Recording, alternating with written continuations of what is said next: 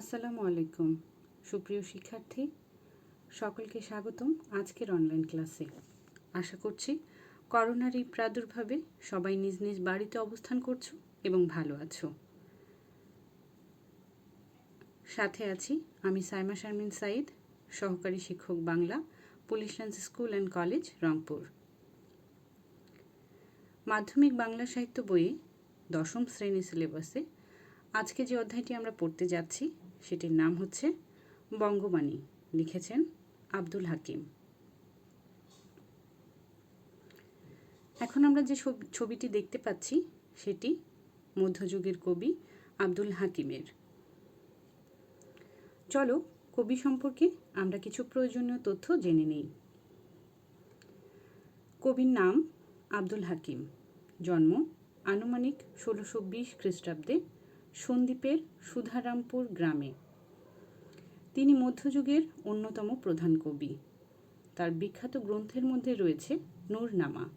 আমরা আজকে যে কবিতাটি পড়তে যাচ্ছি সেটি এই নূরনামা কাব্যগ্রন্থের অন্তর্গত। তার আরও কিছু উল্লেখযোগ্য কাব্যগ্রন্থের মধ্যে রয়েছে ইউসুফ জুলেখা, লালমতি, সয়ফুলমূলক, শাহাবুদ্দিন নামা, নসিয়ত নামা, কারবালা ও শহরনামা। 1690 সালে তিনি মৃত্যুবরণ করেন। সুপ্রিয় শিক্ষার্থী, আমরা আব্দুল হাকিমকে বারবারই বলেছি মধ্যযুগের কবি। কেন তাকে মধ্যযুগের কবি বলা হয় সেটি সহজ করে বোঝবার জন্য এবার আমি কিছু কথা বলতে চাচ্ছি। আমরা এখানে দেখতে পাচ্ছি বাংলা সাহিত্যের যুগ বিভাগ, অর্থাৎ বাংলা সাহিত্যকে সময় অনুযায়ী 3টি ভাগে ভাগ করা হয়েছে। তার মধ্যে একটি হচ্ছে প্রাচীন যুগ, যেটি 650 থেকে 1200 খ্রিস্টাব্দ পর্যন্ত। তারপরে মধ্যযুগ 1200 থেকে 1800 খ্রিস্টাব্দ পর্যন্ত এবং আধুনিক যুগ 1801 থেকে বর্তমান পর্যন্ত।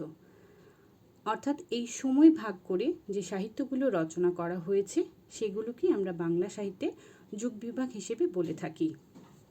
যেহেতু আব্দুল হাকিম 1620 থেকে 1690-এর মধ্যে সাহিত্য রচনা করেছেন, এই জন্যই তাকে মধ্যযুগের কবি বলা হয়ে থাকে।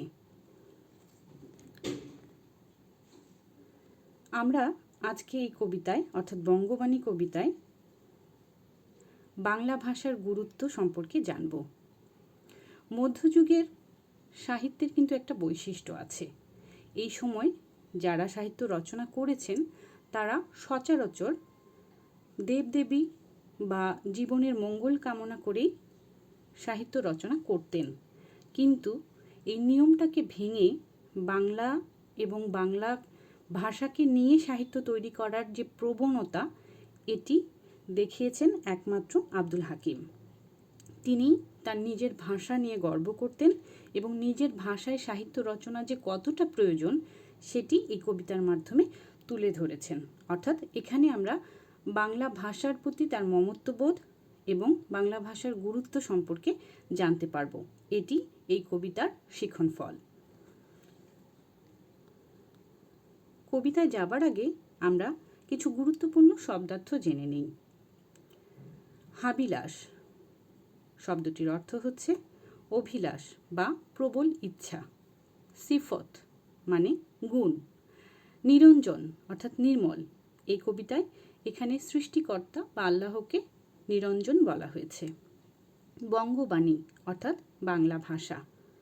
মারফত মরমী সাধনা বা আল্লাহকে সম্যকভাবে জানার জন্য সাধনা, অর্থাৎ সৃষ্টিকর্তাকে জানার জন্য যে সাধনা করা হয় সেটাই হচ্ছে মারফত। জুয়ায় অর্থাৎ যোগায়। ভাগ মানে ভাগ্য। দেশি ভাষা বিদ্যা যার মনে ন জুয়ায়। এই কবিতাটি সপ্তদশ শতকে রচিত। তৎকালেও এক শ্রেণীর লোক নিজের দেশ, নিজের ভাষা, নিজের সংস্কৃতি, এমনকি নিজের আসল পরিচয় সম্পর্কেও ছিল বিভ্রান্ত এবং সংকীর্ণ চেতা।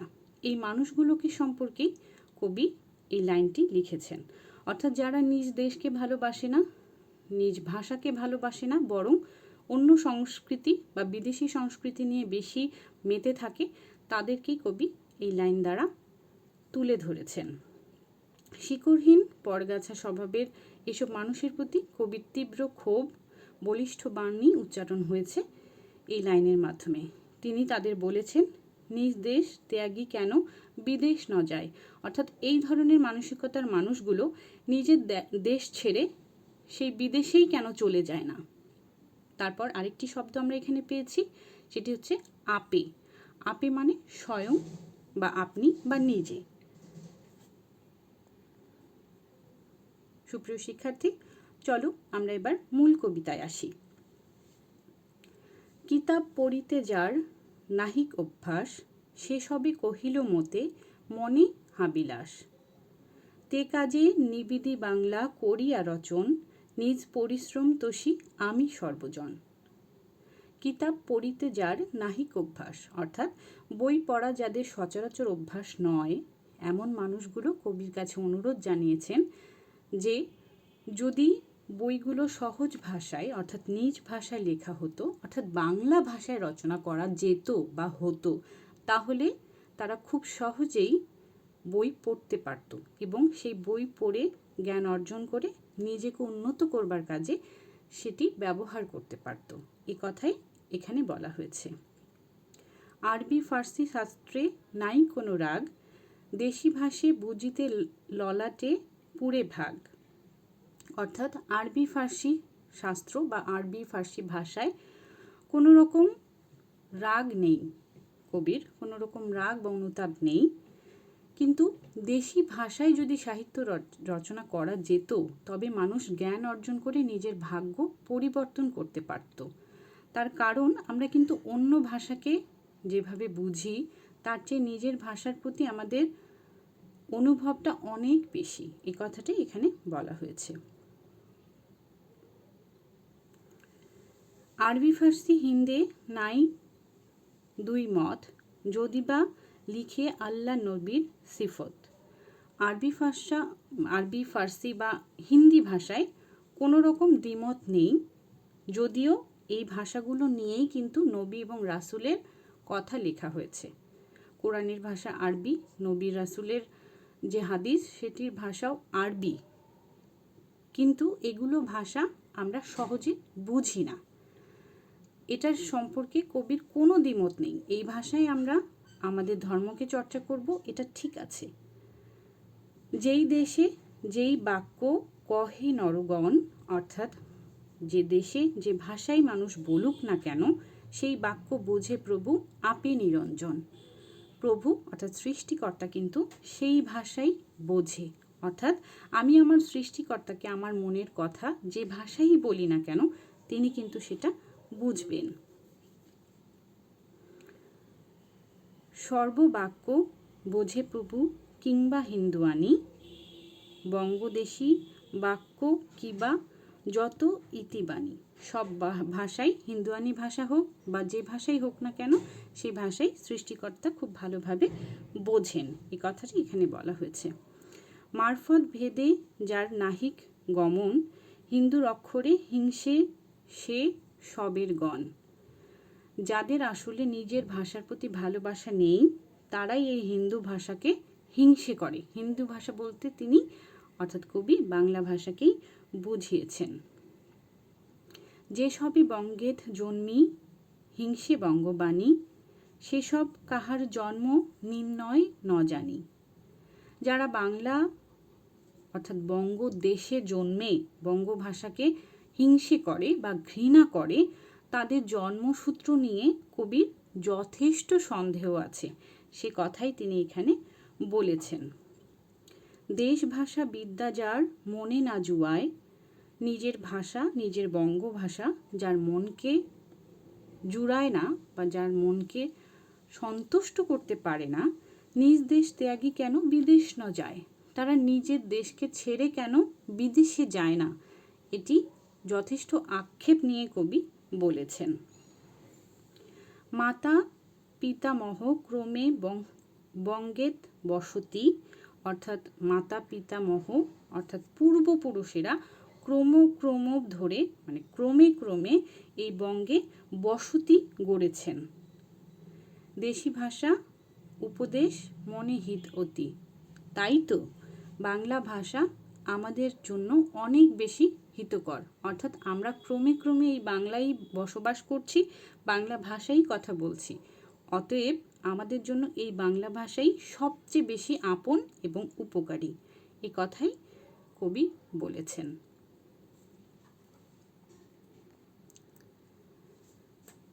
এবারে আমরা অনুশীলনী একটি সৃজনশীল প্রশ্ন দেখব। মোদের গরব মোদের আশা আমরি বাংলা ভাষা। মাগো তোমার কোলে তোমার বলে কতই শান্তি ভালোবাসা আমরি বাংলা ভাষা। কি জাদু বাংলা গানে গান গেয়ে দাঁড় মাঝি টানে। গেয়ে গান নাচে বাউল গান গেয়ে ধান কাটে চাষা। বাজিয়ে রবি তোমার বিনে আনলো মালা জগৎ চিনে।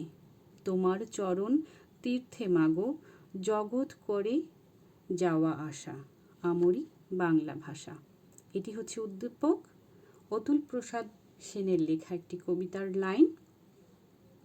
এবারে চলো প্রশ্নগুলো দেখে নিই। প্রথমে ক নম্বর অর্থাৎ জ্ঞানমূলক প্রশ্নে বলা হয়েছে বঙ্গবাণী কবিতায় নিরঞ্জন শব্দটি কী অর্থে ব্যবহৃত হয়েছে, অর্থাৎ শব্দটির অর্থ তোমাকে লিখতে হবে বা লিপিবদ্ধ করতে হবে। খ নম্বর অনুধাবনে বলা হয়েছে দেশি ভাষে বুঝিতে ললাটে পুরে ভাগ। এই বাক্যে কি বোঝানো হয়েছে সেটাই তোমাকে লিপিবদ্ধ করতে হবে। গ নম্বরে বলা হয়েছে উদ্দীপকে বঙ্গবাণী কবিতার যে ভাবের প্রতিফলন ঘটেছে তা ব্যাখ্যা করো। অর্থাৎ এই কবিতার লাইনগুলোতে বঙ্গবাণী কবিতার যে দিকটি বা একই রকম যে দিকটি তুলে ধরা হয়েছে সেটি তোমাকে লিপিবদ্ধ করতে হবে। ঘ নম্বরে বলা হয়েছে উক্ত ভাব প্রকাশের ক্ষেত্রে উদ্দীপকের কবির চেয়ে আব্দুল হাকিমের অবস্থান সুদৃঢ় এবং বলিষ্ঠ। বঙ্গবাণী কবিতার আলোকে মন্তব্যটি বিশ্লেষণ করো। অর্থাৎ উদ্দীপকে আমরা যে কথাগুলো জানতে পারলাম, যেটা বুঝলাম, সেটির চেয়ে আব্দুল হাকিমের মনের ভাব, যে অনুভূতি নিয়ে তিনি এই বঙ্গবাণী কবিতাটি লিখেছেন, সেটা অনেক বেশি সুদৃঢ় এবং বলিষ্ঠ। এটার সপক্ষে তোমাকে যুক্তি দেখাতে হবে এবং বিশ্লেষণ করতে হবে। আশা করি তোমরা এই সৃজনশীল প্রশ্নটি বাসায় অনুশীলন করবে। আজকে এ পর্যন্তই। আগামী ক্লাসে আবার কথা হবে। সে পর্যন্ত সবাই ভালো থাকবে। ধন্যবাদ সবাইকে।